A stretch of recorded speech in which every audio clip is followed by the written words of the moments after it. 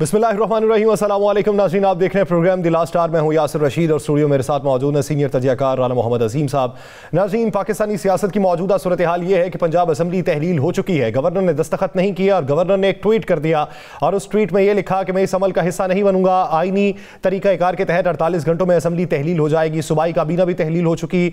अगले 3 दिन तक चौधरी परवेज़ इलाही साहब को अपोजिशन लीडर मियाँ हमजा शहबाज शरीफ के साथ बैठ के मुशावरत करनी है निगरान सेटअप के ऊपर। तब तक वज़ीर आला चौधरी परवेज़ इलाही रहेंगे, लेकिन आइंदा निगरान सेटअप के ऊपर क्या इत्तफाक हो जाएगा, ये एक बुनियादी सवाल है। आज चेयरमैन पीटीआई इमरान खान की तरफ से सदर को एक खत लिखा गया और कहा गया कि वज़ीर आज़म मियाँ मोहम्मद शहबाज शरीफ साहब अपना एतमाद खो चुके हैं। एमकेएम ने हुकूमत से अलहदगी का इशारा दे दिया है। एमकेएम नाराज़ बैठी है, इसलिए वज़ीर आज़म को एतमाद का वोट हासिल करने का कहा जाए। तो अब सूरत हाल ये भी है कि क्या वज़ीर आज़म को एतमाद का वोट लेने का कहा जाएगा। उधर सिंध के बल्दियाती इंतखाबात से पहले एमकेएम ने यह इनकार किया कि हम इसका हिस्सा नहीं बनेंगे अगर इंतखाबात होंगे। फिर उन्होंने यह कहा कि आप हल्का बंदियों को बेहतर कीजिए। फिर आज पीपल्स पार्टी ने इशारा दे दिया कि इंतखाबात होंगे। फिर एमकेएम ने भी बादल नखास्ता यह पैगाम दे दिया कि हम इंतखाबात में हिस्सा ले रहे हैं। तो पाकिस्तान की मजमूई सियासी सूरत हाल पर बात करेंगे। राना साहब की तरफ बढ़ते हैं। साहब, बात का आगाज करते हैं पंजाब की सूरत हाल से। असम्बली तो तहलील हो चुकी, क्या निगरान सेटअप के हवाले से पाकिस्तान तहरीक इंसाफ ने मुशावरत मुकम्मल कर ली? बिस्मिल्लाहिर्रहमानिर्रहीम, अस्सलातु वस्सलामु अलैका या सय्यदी या रसूलल्लाह, अस्सलातु वस्सलामु अलैका या सय्यदी या हबीबल्लाह। मुशावरती अमल यासर कल शाम तक मुकम्मल होगा। मैं आपको एक तो बता दूं कि पंजाब का वज़ीर आला, निगरान वज़ीर आला के लिए तहरीक इंसाफ की तरफ से 2 ऐसे नाम दिए जाएंगे जो बिल्कुल गैर सियासी और उन पर कोई शख्स भी जो है वो उंगली नहीं उठाएगा। मैं एक तो आपको क्लियर कर दूं, और वो दोनों नाम जो हैं वो आप में कोई भी शख्स जो होगा वो बैठ कर नहीं कह सकेगा कि ये मुतनाज़ा है या कोई ऐसी चीज़ है। नंबर 1, ये कल शाम तक फाइनल हो जाएगा। नंबर 2, मैं आपको एक बात बड़ी क्लियर और साफ बता दूं, सुबह से तमाम टीवी चैनल्स पे चल रहा है सुबह से कि जनाब सदर साहब एतमाद के वोट का कह देंगे। मैं आपको बता रहा हूं, सदर साहब अभी एतमाद के वोट का नहीं कहेंगे। अच्छा, अभी सदर एतमाद के वोट का नहीं कहेंगे। अभी कुछ दिन सियासी गेम इसी तरह चलेगी। कुछ इत्तेहादी, 3 इत्तेहादी इन्हें छोड़ के जा रहे हैं। उन इत्तेहादियों को सहूलतकार रोक रहे हैं। अब वो इत्तेहादी कितने दिन तक रुकते हैं ये देखना है। लेकिन ये चीज़ फाइनल है, मैं आपको एक बात बता दूं, ये चीज़ फाइनल है कि वफाकी हुकूमत जा रही है, वफाकी हुकूमत नहीं बच रही। चाहे जो मर्जी हो जाए, जितना मर्जी जोर लग जाए, लेकिन वो इस तरीके से जाएगी कि जिसके इंतहा कोई नहीं है। मतलब मिसाल के तौर पे मैं आपको बता दूं, एतमाद के वोट से फ़र्क कोई नहीं बढ़ेगा। फ़र्क इसलिए नहीं बढ़ेगा, नहीं लेंगे एतमाद का वोट, पूरे नहीं होगा, ख़त्म हो गई, वज़ीर आज़म साहब ख़त्म हो गई, कबीना ख़त्म हो गई। 2 दिन बाद रन आएगा। रन इलेक्शन में क्या होगा? जिसके पास ज़्यादा सादा अक्सरियत, बड़ी सिंपल। इसलिए ये एक ख़बर की हद तक बहुत अच्छा है, ये हुकूमत को हिलाने की हद तक बहुत अच्छा है, ये हुकूमत की चीखें निकलवाने की हद तक बहुत अच्छा है, ये हुकूमत को ये एहसास दिलाने की हद तक बहुत अच्छा है कि जनाब आपके पास अक्सरियत नहीं है, अब आपको हुकूमत में नहीं रहना चाहिए। लेकिन मैं कह रहा हूँ हुकूमत खुद बहुत अपने वज़न से गिर जाएगी।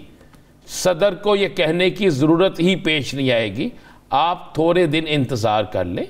अब चूँकि इलेक्शन के कल कराची में इलेक्शन भी है, उस इलेक्शन के बड़े असरात होने। हमारे पास तो एक ऐसी फुटेज भी है, कल हम सुबह यहाँ आज के बुलेटिन में शायद दिखा दें, जिसमें कुछ लोग बैलेट पेपर लेकर जाते नजर आएंगे आपको। बैलेट बॉक्सेस, हाँ, लेते बैलेट बॉक्स, बैलेट पेपर भी पहले लेके जाते नजर आएंगे। ठप्पे लगने शुरू हो गए हैं, ठप्पे लगने शुरू हो गए हैं, ये सारा कुछ शुरू हो गया है।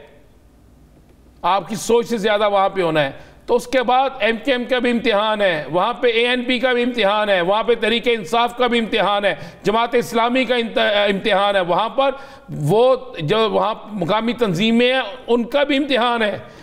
ये हाल ही एक नहीं है। इसके बाद आपकी अगले 2 से 3 दिन में बलोचिस्तान की हुकूमत तब्दील होने की तरफ जाएगी। अचानक आप देखेंगे, लंबा चौड़ा नहीं, अचानक देखेंगे आप।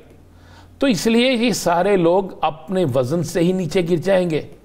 शायद सदर को ये कहने की नौबत पेश ना आए, चूंकि सुबह से ये शोर मचा हुआ है। मैं आपको खबर दे रहा हूँ, आप देख लीजिएगा, आपके सामने आ जाएगी सारी सूरत यार। अच्छा राना साहब ये बताएं, ये केपीके की असेंबली तहलील करने की जो बातें हो रही थी वो अब ये कहते हैं कि 1 हफ्ते के अंदर होगी, उसमें तवाल 1 हफ्ते के अंदर नहीं होगी जी। चले कितने दिनों में होगी? आप टीवी इंटरव्यू से सारा अंदाजा लगा रहे हैं ना, एक चैनल पे जो खान साहब ने दिया जी। 3 से 4 दिन, इससे ज्यादा नहीं होगा मैक्सिमम। अच्छा ये इसके इंतजार की वजह क्या है? इसके इंतजार की वजह यह है कि ये पंजाब से निपटना चाहते हैं सर। अब आपको पहले मुझसे पंजाब वाली बात पूछ लें। सारे लोग सोच रहे होंगे भाईजान हुआ ये, राना सनाउल्लाह साहब उस रात बाहर निकल के एक प्रेस कॉन्फ्रेंस करते हैं, ताउल्ला तारड़ साहब भी प्रेस कॉन्फ्रेंस करते हैं, बाकी वज़रा साथ खड़े होते हैं, वो कहते हैं अंदर एक गैर आइनी इक़दाम हुआ, जाली गिनती हुई, गैर आइनी हुआ, फलान हुआ, पोलिंग एजेंट खड़े नहीं हुए। पोलिंग एजेंट तब खड़े होते हैं जब कंपटीशन हो, जब सिर्फ इत्मीनान का वोट लेना हो तो पोलिंग एजेंट खड़े नहीं होते। अच्छा ये सारी चीज़ें कि उन्होंने हम सुबह अदालत में से चैलेंज करेंगे, यही बातें हुई। अब सुबह अदालत में चैलेंज करने से पहले गवर्नर साहब ने लिख के भेज दिया कि जनाब वो इत्मीनान का वोट बिल्कुल ठीक लिया उन्होंने और हम अपना केस वापस ले रहे हैं। इस पर हुई गवर्नर साहब की क्लास, मेरे पास जो इतला है, खूब चढ़ाई की गई। चढ़ाई करने के बाद अब जब ये समरी पेश हुई तो गवर्नर साहब को बुलाया गया, उन्हें कहा गया कि आपने 1 दिन पहले किस तरह ये कह दिया हमसे मशवरे के बगैर कि जनाब मैं इस पे साइन कर दूंगा, ये कानूनी काम है। याद है ना आपने 1 दिन पहले उन्होंने कहा आपने तो साफ कह दिया। मैंने कहा जनाब आपको हमने गवर्नर बनाया, आपने जो कहना हमारे कहने पे कहना है, उसके बगैर नहीं कहना। नहीं तो बस आप समझे फिर खत्म काम। गवर्नर साहब ने उसके बाद आज दोपहर तक समरी साइन हो चुकी थी। फिर अचानक वज़ीर आज़म से मुलाकात और दीगर मामलात के बाद उन्होंने कहा जी मैं साइन नहीं करता। ये सारे उन्होंने कानूनी नुक्ते छोड़ने की कोशिश की है। उन्होंने गवर्नर साहब को कहा कि जब तक हम नहीं कहेंगे ये नहीं होगा। अब आपको तीसरी चीज़ बता दूँ, खबर देता चलो ना, लोग बेचारे खबर के इंतज़ार में बैठे हैं। यासर साहब इलेक्शन इकट्ठे ही होने हैं। अच्छा कुली तौर पे? हाँ मैं आपको बता दूँ, ये जल्दी हो या लेट हो इलेक्शन इकट्ठे होने। और मैं आपको बता दूँ आपके तगड़े सबसे तगड़े मिनिस्टर वापस चले जाने हैं। मिनिस्टर साहब सबसे तगड़े जो मिनिस्टर साहब है ना, जो मुल्क की मईशत ठीक करने आए थे, वो वापस चले जाने हैं। अच्छा इलेक्शन जो है भैया एक ही वक्त में होने हैं। चले वो मियाँ साहब ने जो इलेक्शन से पहले आना था वो मियाँ साहब आ जाएंगे इलेक्शन से पहले। अच्छा बिल्कुल इलेक्शन से पहले मियाँ साहब आ जाएंगे, लेकिन मियाँ साहब की फौरी वापसी मुमकिन नहीं है। अच्छा तो राना साहब अचानक फिर तकलीफ होगी ना। राना साहब ब्रेक पे जाना है, लेकिन उससे पहले आप क्या समझते हैं ये एमकेएम ने किन बुनियादों पे इलेक्शन में जाने का फैसला किया और अभी तक ये फैसला न कर सकी कि वफाकी हुकूमत के साथ? मुझे एक बात बताएं यासर साहब, मुझे कभी कभी लगता है कि आप बड़े बड़े भोले आदमी हैं। मैं भोला आदमी हूँ सर? इतने भोले आदमी लगते हैं जिसकी इंतहाई कोई नहीं यार। मुझे तो लगता ही नहीं आप साफी हैं। एमकेएम बेचारी अपना, आपके सामने तो मैं भोला ही हूँ। हाँ मुझे एक बात बताएं, क्या एमकेएम कभी अपने फैसले खुद कर सकती है? वो तो कहते हैं हम खुद करते हैं। वो कहते हैं ना, क्या वो खुद फैसले कर सकते हैं? तो सर वो उनकी जुबान के ऊपर हूँ ना। ओ भाई आप जुबान तो फिर ताउल्ला तारड़ की भी थी कि मैं सियासत छोड़ दूंगा। जुबान तो हमजा शहबाज की भी थी कि कभी शेरवानी वो पहन लेंगे तो कभी जिंदगी में नहीं पहनूंगा। आप सियासतदानों पे ना किया करें, वो बेचारे मैं समझता हूँ पाकिस्तान की सबसे मासूम और मजलूम जमात वो है इस वक्त कि जो अपने फैसले खुद करने की का इख्तियार ही नहीं है उनके पास। अच्छा ना वो अपने फैसले कर सकते हैं ना कोई बात है। पुरानी तनख्वाह पे काम करने का हुक्म मिला? मैं कह रहा हूं अभी तक उनको पुरानी तनख्वाह पे काम करने का हुक्म मिला है। जिस वक्त उन्हें हुक्म मिलेगा पुरानी तनख्वाह पे काम नहीं करना, उस वक्त छोड़ देंगे। अच्छा जब बेचारे आप उनकी किसी प्रेस कॉन्फ्रेंस को संजीदा ना लिया करें। ठीक इसलिए लिया करें कि एक दिन पहले उन्होंने क्या कहा, हम इलेक्शन में नहीं जाएंगे। फारूक सत्तार साहब ने क्या कहा, अब बादल खासा मान गए। अब पंजाब की क्या रहेगी? पंजाब की सूरत हाल के हवाले से पाकिस्तान तहरीक इंसाफ की प्लानिंग क्या है कुली तौर के ऊपर? मियां असलम इकबाल साहब एक ब्रेक के बाद हमें ज्वाइन करेंगे, कहीं नहीं जाएगा शहबाज।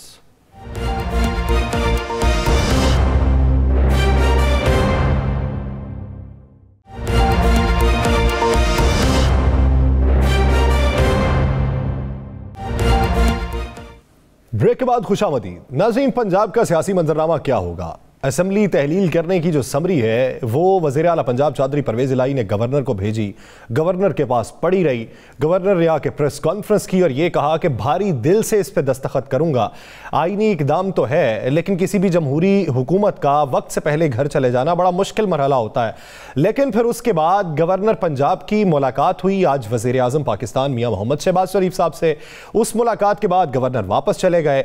इम्कान यही था कि इस समरी पे दस्तखत हो चुके हैं और उसका नोटिफिकेशन जारी हो जाएगा।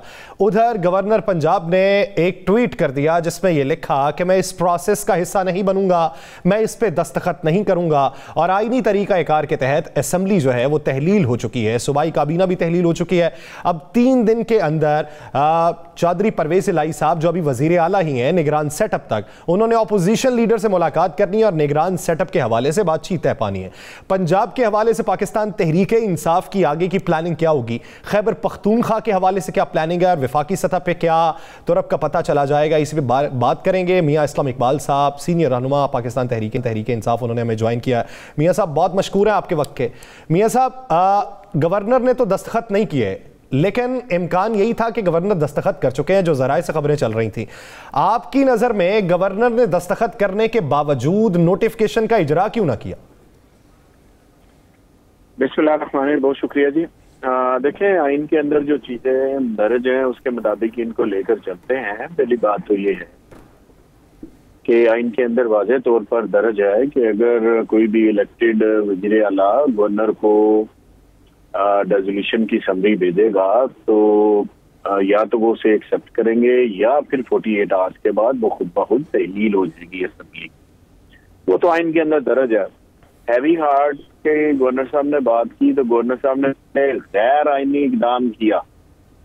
वो गैर आइनी इकदाम क्या था? वो ये था कि आपने चलती हुकूमत को इस खदशे की बुनियाद पर मन घड़त किस्म के आपने इल्जामात लगा के आपने उनकी कैबिनेट को और वजीर आला को डी नोटिफाई कर दिया। उस वक्त उनका बड़ा हैवी हार्ट नहीं था, उस वक्त नहीं सोच रहे थे मैं क्या करने जा रहा हूँ। जब एक कानूनी अमल हो रहा है तो उसको गैर कानूनी के तनाजुर में ले रहे हैं और जो गैर कानूनी था उसको कानूनी तनाजुर में ले रहे हैं। तो असेंबली तो 48 आवर के बाद तहलील हो जानी थी, जो कि हो चुकी।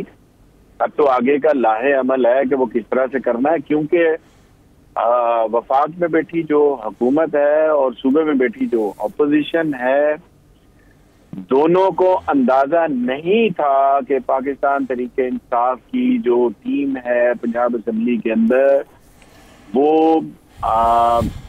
वोट ऑफ कॉन्फिडेंस देने में कामयाब हो जाएगी। मियाँ साहब इसी तरफ आते हैं मियाँ साहब, चूँकि ये सारा क्रेडिट भी आपका है और ये सारी खुफिया जिसे कहते हैं ना प्लानिंग 007 वाली, ये भी आपकी। आपने दिखाया कुछ और किया कुछ और, ऐसी पलटी मारी उन्हें कि उनको होश नहीं आने दिया। मियाँ साहब, ये किया क्या आपने? मीडिया समेत सबके साथ आपने किया तो हाथ ही है ना। देखिए राना साहब, कुछ स्ट्रेटजी जो होती है पॉलिटिकल बंदे की, हम अपने लीडर के साथ बैठे हुए थे इमरान खान साहब के, तो उन्होंने कहा कि ये सबसे पहले देखो कि सामने वाला प्लानिंग क्या कर रहा है, उसकी स्ट्रेटजी क्या है, उसकी स्ट्रेटजी देख के तो फिर अपनी स्ट्रेटजी बनाओ। तो फिर इसी तरह ही किया कि उनकी जो स्ट्रेटजी थी कि अपने दोनों वफाकी वजीर लाके स्पीकर गैलरी के अंदर बैठा दिए और उनके जरिए वो हाउस को मॉनिटर कर रहे थे, हाउस को चला रहे थे, बार बार डायरेक्शन दे रहे थे, चाहे हंगामे की थी चाहे मार कुटाई की थी, और इम्प्रेशन दे रहे थे कि पाकिस्तान तहरीक इंसाफ के जो मेंबर्स हैं वो शार्ट है। इसमें कोई शक नहीं है कि उन्होंने जरदारी के जरिए ये सारा घिनौना जो अमल किया, जो हमारे 5 मेंबर एब्सेंट हुए, नहीं आए, वो पैसे की चमक की बिना पर नहीं आए। मैं ये वाज़े तौर पर कह रहा हूँ और बड़े वसूख से कह रहा हूँ, पांचों ने पैसे लिए। देखिए सर, गुजारिश ये है कि बिल्कुल कोई एक आध प्रेशर में भी आया, आज वो मिलके भी गया है चीमा साहब चेयरमैन साहब से, और लेकिन मैं देखें, पार्टी को जब जरूरत पड़ती है तो उसमें हिलो हुज्जत नहीं होता। आप ये देखें ना जी कि जब 7 बजे तक किसी को नहीं पता था तो हमारे 2 कैंडिडेट से मराद 2 MPA बहावलपुर से आने थे क्यू लिख के, एक हमारा रहीम यार खान से आना था और एक तलागंग से आना था। वो तो तमाम सख्त धुंध थी, उसके बावजूद वो पहुंच गए, लेकिन ये बंदे नहीं आए। और वो कि हमारी स्ट्रेटजी चेंज थी, हमने बिल पास करवाने थे, हमने मामला करवाने थे, हमने सारे बंदे आ गए। लेकिन एक बात राणा साहब, ये बात वाज़ेह है कि मुझे इन बंदों ने पैसे लिए, उन सबका पता है और किसने दिए, किस जगह पर दिए, कितने पैसे दिए, सारा कुछ पता है। बट ये अपने चेयरमैन साहब के सामने रखूंगा, जिस दिन से जिस तरह का कोई अमल किया, आने वाले वक्त में बिल्कुल उसी तरह का अमल उसके साथ करेंगे, ताकि फिर कभी किसी को, जो भी किसी पार्टी के अंदर हो, किसी को जुर्रत ना हो कि वो अपनी पार्टी के वोट के साथ और अवाम के इत्मीनान के साथ वो इस तरह खेले कि जनाब वोट किसी का है, उस बिना पर वोट लेकर उसका वोट बना असेंबली के अंदर देना किसी को, जिस तरह 22 मेंबर्स ने पहले किया और आपके सामने पूरे पंजाब ने उनको किस तरह से। मियां साहब, खबरें तो कुछ ऐसी भी हैं कि कई लोगों ने पैसे लिए लेकिन उसके बावजूद भी आ गए। देखिए सर, इसमें आपकी बात में बड़ी हद तक सच्चाई है, लेकिन अभी हम अपनी सारी जो हमारी इन्वेस्टिगेशन हमारी इंटरनल है हम करेंगे और अपनी रिपोर्ट जो है अपने चेयरमैन साहब के सामने रखेंगे कि ये हुआ, और वो किसी हवा वाली बात नहीं होगी, बल्कि वो बाकायदा एक तस्दीक करके, जिन जराये से खबर आई थी उन जराये से फिर एक दफा तस्दीक करके, ताकि किसी के साथ गिला न रहे। अगर किसी ने कुछ नहीं लिया तो फिर वो आया क्यों नहीं? क्वेश्चन ही थी। बहुत अच्छी बात। क्वेश्चन ये है कि अगर किसी ने नहीं लिया तो पार्टी को उस वक्त जरूरत है उसकी, और 1 घंटे के लिए उसकी जरूरत है, आधे घंटे के लिए जरूरत है, वो क्यों नहीं आया? बस ये बात। अच्छा मियां साहब, ये तो बताएं, निगरान वज़ीर आला के लिए किस किस का नाम दे रहे हैं? सुनने में आया कि एक ब्यूरोक्रेट्स भी है और एक सहाफ़ी भी है ऐसी कोई बात? देखें सर, अभी तो पिछले दिनों मेरी अपनी लीडरशिप में रिक्वेस्ट मैंने की थी, तो उस सिलसिले में कल जो है उसका फर्स्ट सेशन, मुझे उम्मीद है कल फर्स्ट सेशन होगा। उस सेशन के अंदर नाम जो है डिस्कस करेंगे, उनमें से जो बेस्ट ऑफ द बेस्ट नाम होगा, 2 नाम वो हम आगे भेजें, ताकि वो गैर सनदराना तरीके से पंजाब के अंदर जो है इलेक्शन करवा सके।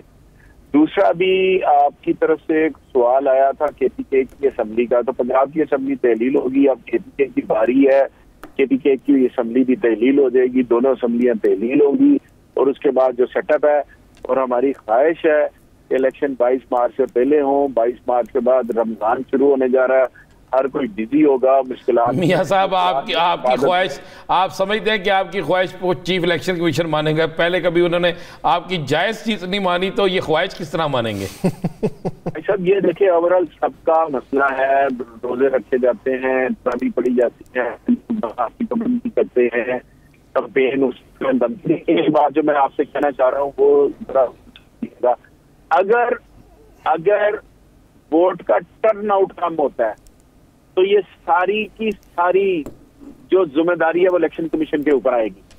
इलेक्शन कमीशन के ऊपर अभी भी लोगों को एतमाद नहीं है। आप पिछले भी रिकॉर्ड देखें, बड़ी मुश्किल से खान साहब ने लोगों को वोट की अहमियत से उजागर किया, तो तब जाके 5% के करीब जो लोग वोट डालते हैं। लेकिन अगर इन्होंने ये कहा कि हम रमजान के अंदर इलेक्शन करवाते हैं, हमें कोई एतराज नहीं है, बिस्मिल्लाह, लेकिन लोगों ने इबादत करनी है, रोजे रखने हैं, लोग अपना दाल दलिया कमाने के लिए निकलते हैं, क्योंकि ईद करीब होती है, सारे हर कोई बिजी होता है। चले मियां साहब, अगर आपकी यही बात अगर देखी जाए, तो दूसरी जानिब गवर्नर ने जो उस दिन बात की थी, उनका ये कहना था कि हो सकता है कि फिर रमजान के बाद भी हो सके, तो क्या इस बात पे कंसेंसस हो जाएंगे कि 90 दिन से लिंगर ऑन भी किया जा सकता है? वो तो आइन के अंदर दर्ज है, आप 90 दिन के बाद नहीं जा सकते। 90 दिन के अंदर आप 60 दिन में करवा दें, 50 दिनों में करवा दें, कौन सी इसमें है? आपने तो इलेक्शन करवाने हैं ना सर, आप शेड्यूल जारी करें, 22 मार्च से पहले रमजान से 1 दिन पहले करवा लें, 2 दिन पहले इलेक्शन करवा लें, आपके इलेक्शन कंप्लीट हो जाएंगे। चलें मियां, एक बेहतरीन साहब ये तो बता दें आप, चूंकि राणा साहब एक छोटी सी रिक्वेस्ट, इसमें इलेक्शन कमीशन का भरम रह जाएगा। भरम इस अंदाज में कि अगर वोटिंग की रेशो कम होती है तो इंटरनेशनल अदारे भी कहेंगे कि एक मजहबी मुल्क है, उस मुल्क के अंदर इबादत के दिन है, रमजान के दिन है। मैं ये नहीं कहता कि उसमें इलेक्शन नहीं हो सकते हैं, बट वोटिंग रेशो गिर जाएगी। ये सारा अमल हमें देखना पड़ेगा और मैं ये समझता हूँ इलेक्शन कमीशन को ये चाहिए कि 22 मार्च से पहले इलेक्शन का ऐलान करे ताकि उसके मुताबिक चीज़ों को देखा जाए। अच्छा मियाँ साहब, ये तो बता दें, चौधरी परवेज़ इलाही साहब ने आपके साथ पूरी वफा की, पूरा साथ दिया और उन्होंने कोई किसी जगह भी डगमगाई नहीं। लोग बहुत सी बातें करते थे। चौधरी परवेज़ इलाही साहब काफ लीग से आपके साथ इलेक्शन लड़ेंगे या फिर तहरीक इंसाफ से लड़ रहे हैं? देखें, जहाँ तक चौधरी साहब और चौधरी बोनस इलाही साहब का तल्लक है, मैं समझता हूँ कि उन्होंने पंजाबी में, लाहौरी ज़बान में एक बात करते हैं, वो कहते हैं कि उन्होंने भाई होने का सबूत दिया है। यानी कि उन्होंने अपने आप को शो किया है कि उनकी कमिटमेंट खान साहब के नजरियात के साथ थी, खान साहब के साथ जो उनकी बातचीत थी। बल्कि आखिरी दिनों में तो शायद ये भी बात हुई, किसी ने उनको कहा कि आप कमिटमेंट कर लें फिर करें। उन्होंने कहा नहीं।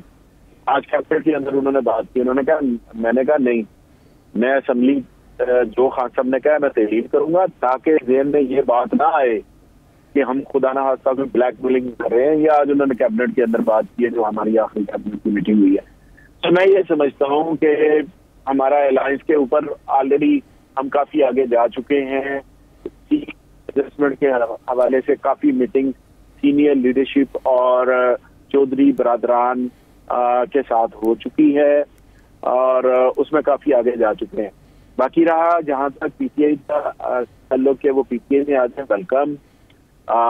हमारा पिछले जो 4 साल हमारे गुजरे हैं वो बड़े आइडली हमें एक दूसरे के साथ गुजारे हैं और मैं समझता हूँ कि ये जो पिछले 5 माह थे, इस 5 माह के दौरान भी कभी एक मौका ऐसा नहीं आया कि जिसके ऊपर चौधरी साहब ने ये कहा हो कि अगर खान साहब मुझे कहीं और मैं असेंबली नहीं तोड़ूंगा। उन्होंने कहा मैं सबसे पहले तोड़ूंगा और ये भी एक एतमाद था कि उन्होंने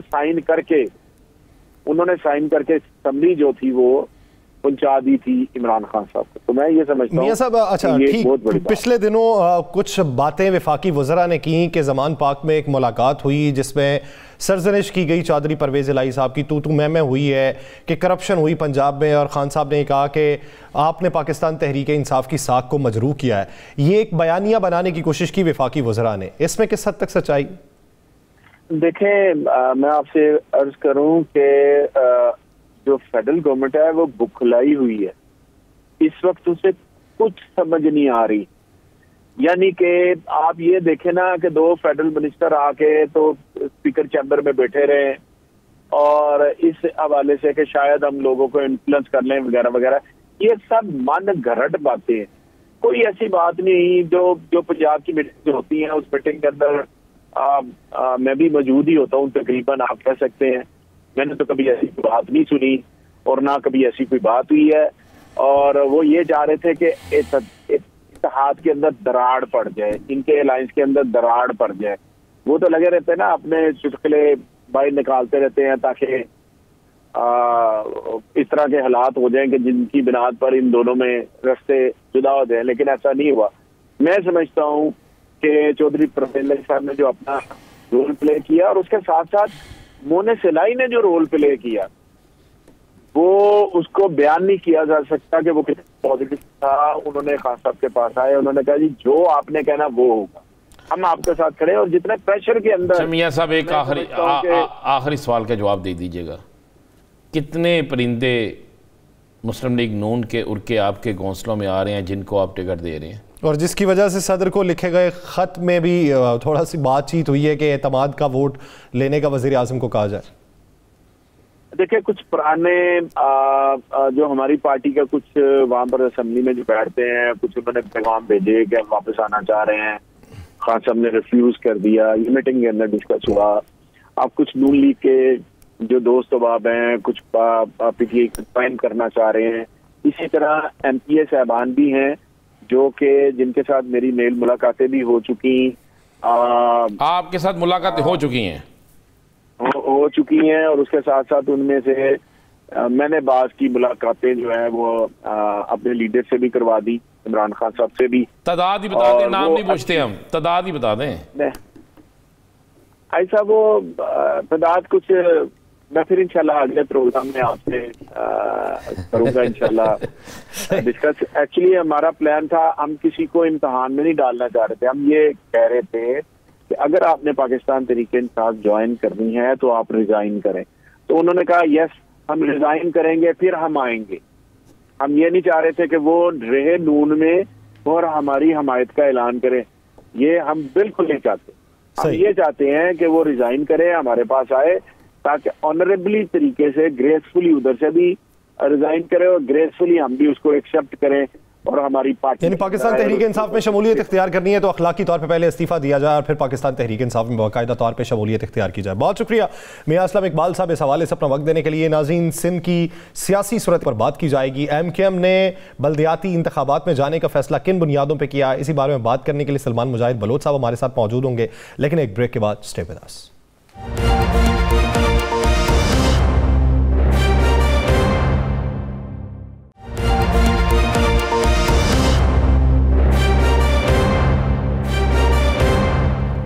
ब्रेक के बाद खुशामदीद। नाज़रीन, कराची, हैदराबाद यानी सिंध के बल्दियाती इंतखाबात जो सुबह होने जा रहे हैं, इस हवाले से क्या तैयारियां हैं? MKM पाकिस्तान ने यह कहा था कि हम इंतखाबात में हिस्सा नहीं लेंगे, इंतखाबात बाद में होने चाहिए, हल्काबंदियां पहले मुकम्मल होनी चाहिए। पाकिस्तान पीपल्स पार्टी के सामने भी अपनी सिफारिशात रखी, वफाकी हुकूमत के साथ भी वादे वही जो उन्होंने किए थे उसकी तकमील के हवाले से दोबारा उन्हें याद दहानी करवाई, लेकिन कुछ ना हो सका। तो उसके बाद पाकिस्तान पीपल्स पार्टी ने भी मान लिया कि इंतखाबात हो रहे हैं। MKM पाकिस्तान ने भी कह दिया कि हम बॉयकॉट नहीं कर रहे, हम इंतखाबात की तरफ जाएंगे। तो सिंध का आइंदा मंजरनामा क्या होगा? MKM पाकिस्तान वफाकी हुकूमत के क्या साथ रहेगी या उससे अलहदगी के हवाले से भी मुशावरत जारी है? इस पूरे सियासी मंजरनामे में बात करने के लिए हमें ज्वाइन किया है MKM पाकिस्तान के रहनुमा सलमान मुजाहिद बलोच साहब ने। सलमान बलोच साहब, बहुत मशकूर हैं आपके वक्त के। सलमान साहब, क्या वजह बनी जब आप ये मानते हैं कि हल्का बंदियां ठीक नहीं है, जब आपने बारहा ये बातें की प्रेस कॉन्फ्रेंसेस के अंदर कि कराची के लोगों को जब गिना ही नहीं जाएगा तो फिर इंतखाबात शफाफ किस तरीके से हो सकते हैं? फिर किस मंतिक और मसलहत के तहत आप लोगों ने ये मान लिया कि हम बॉयकॉट नहीं करेंगे, सुबह हिस्सा लेंगे? बिस्मिल्लाहिर्रहमानिर्रहीम। देखें, बाइकाट की ख्वाहिश तो मुखालफिन की रहती है हमेशा से कि MKM जो है वो लेवल प्लेइंग फील्ड दे दे और मैदान से हट जाए, मुकाबले से हट जाए। लेकिन हमारी राब्ता कमेटी ने और कन्वीनर खालिद मकबूल सिद्दीकी भाई ने और दीगर रहनुमाओं ने अपनी मशावरत के साथ ये फैसला किया कि MKM पाकिस्तान मैदान किसी के लिए खाली नहीं छोड़ेगी और भरपूर मुकाबला करेगी। इसमें यह है कि आप अगर MKM की तारीख उठा के देखें कि जब 2001 में MKM पाकिस्तान ने बाइकआउट किया था बल्दियात इलेक्शन का, तो उस वक्त जमात इस्लामी के मेयर बन गए थे।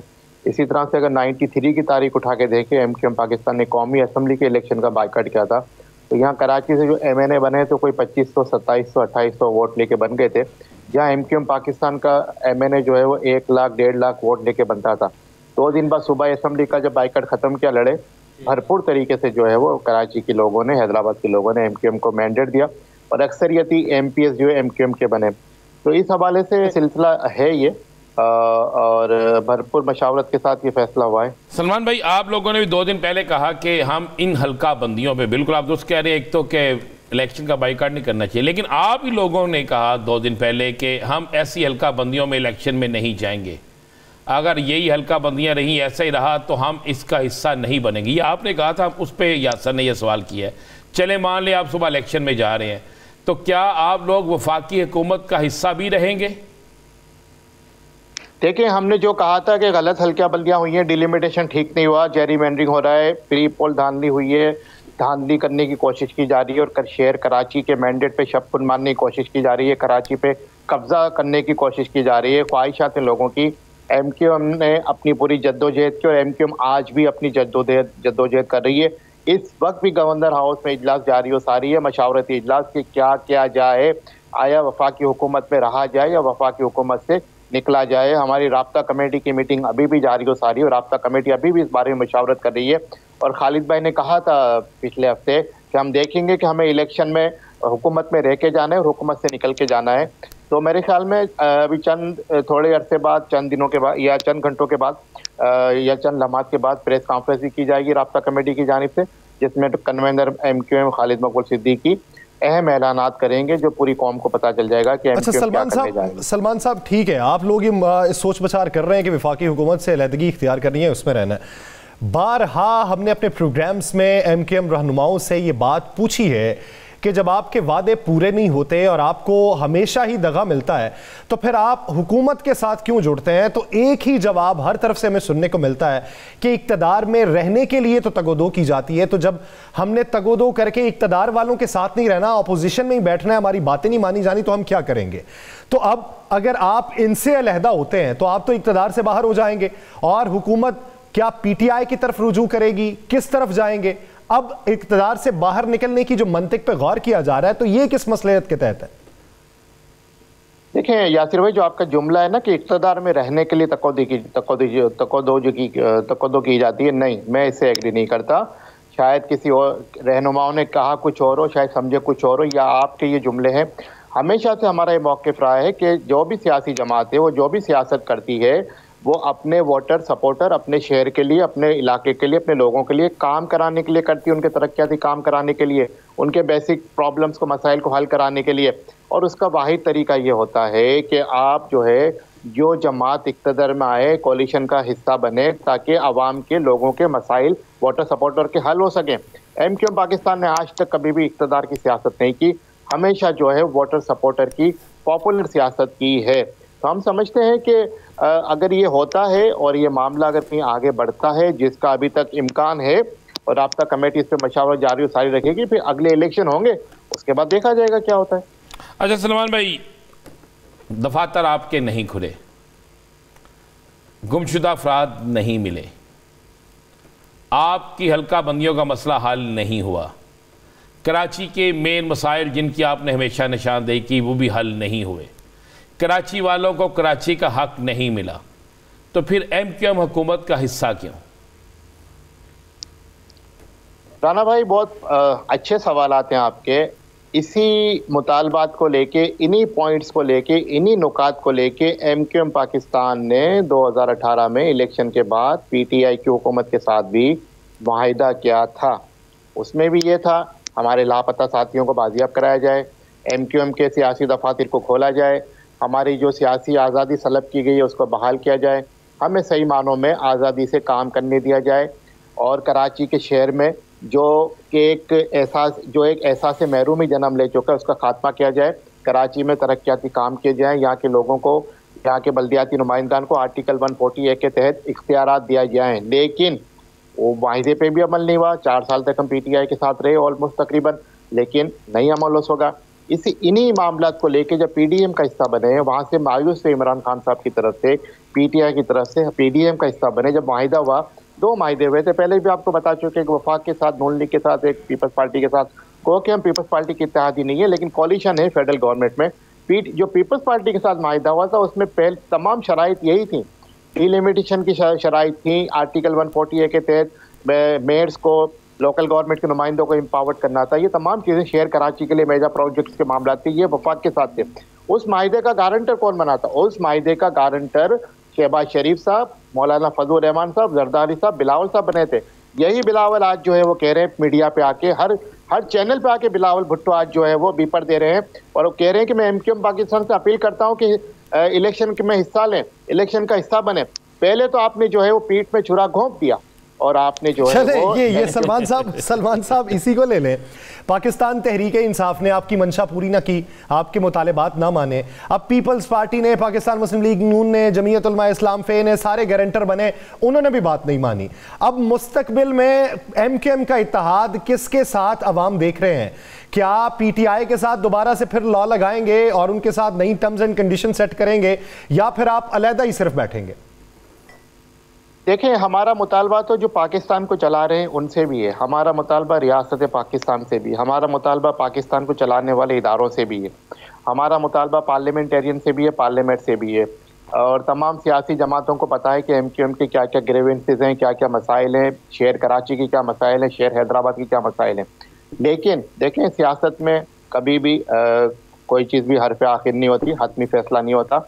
आइंदा इलेक्शन होगा और इलेक्शन हमेशा MKM की रिवायत रही है, MKM हमेशा इलेक्शन जो है वो अकेली लड़ती आई है। उसके बाद देखेंगे जिस जमात को मेजॉरिटी मिलेगी उसके साथ अगर वो हमारे मुतालबात पे मनोवन तस्लीम करते हैं और अमल दरामद कराने की यकीन दहानी कराते हैं 100%, और हमें नज़र भी आएगा लाजमी बात है एमक्यू पाकिस्तान को अपने वाटर सपोर्टर अपने इलाके के सलमान भाई एक सवाल, अगर बुरा लगे तो पहले आपसे माजरत कर लेता हूँ, अगर बुरा लगे तो पहले ही मुझे माफ़ कर दीजिएगा। एक तो कल रात को आपने ये कहना है कि इलेक्शन में धांधली हो गई, वो आपको भी पता है। दूसरा, आपको अभी किसी तरफ से हुक्म का इंतज़ार है या हुक्म ये मिला है कि जैसा भी है गुजारा करो? राना भाई देखें, धांधली तो हो चुकी, प्री पोल रिगिंग हो चुकी, जेरीमैंडरिंग हो चुकी, जो डिलिमिटेशन हुई है हम पहले भी बता चुके हैं। यानी एमक्यूएम का यूसी चेयरमैन या एक पहलवान जो 90,000 की यूसी पे लड़ेगा, पीपल्स पार्टी का एक पहलवान जो है वो 30,000 की यूसी पे लड़ेगा।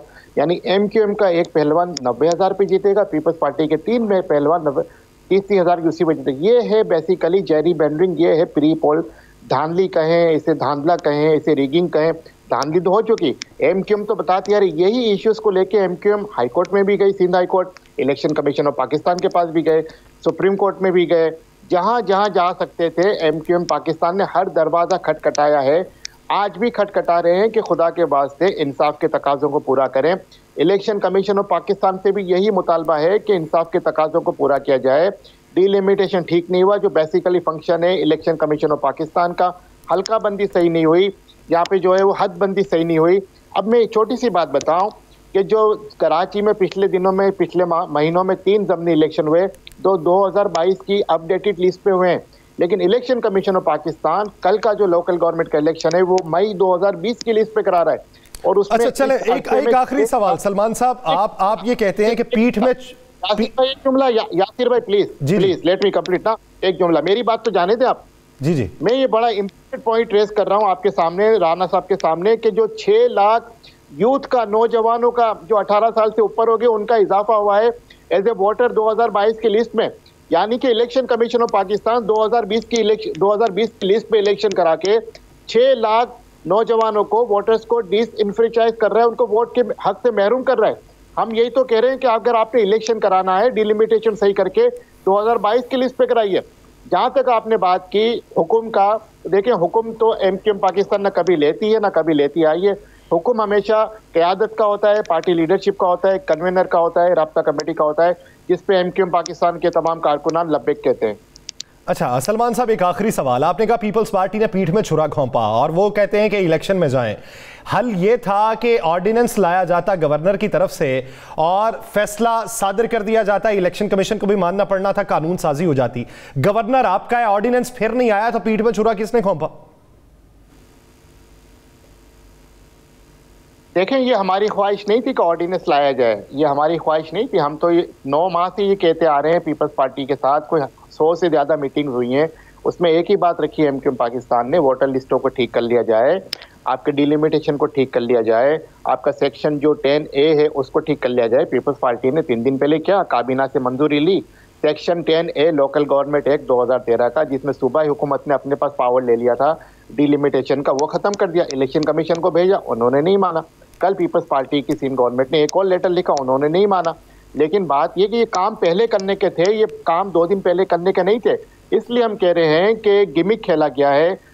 हम तो ये अब कह रहे हैं कि फेडरल गवर्नमेंट की तरफ से भी हमारे साथ सिंसियरिटी नहीं दिखाई जा रही और सूबाई हुकूमत की तरफ से भी सिंसियरिटी नहीं दिखाई जा रही, तरफ से भी संजीदगी नहीं दिखाई जा रही। और जो सूबाई हुकूमत है उसने पीठ में छुरा घोंपा है और उसने आपके साथ मुआहदे करके उसकी तकमील नहीं की। बहुत शुक्रिया सलमान मुजाहिद बलोच साहब, इस हवाले से निकल गई। नाज़रीन, प्रोग्राम द लास्ट आवर का वक्त खत्म हो जाता है, मुझे और राना अजीम साहब को दीजिए इजाज़त। अपना बहुत सा ख्याल रखिएगा, अल्लाह निगहबान।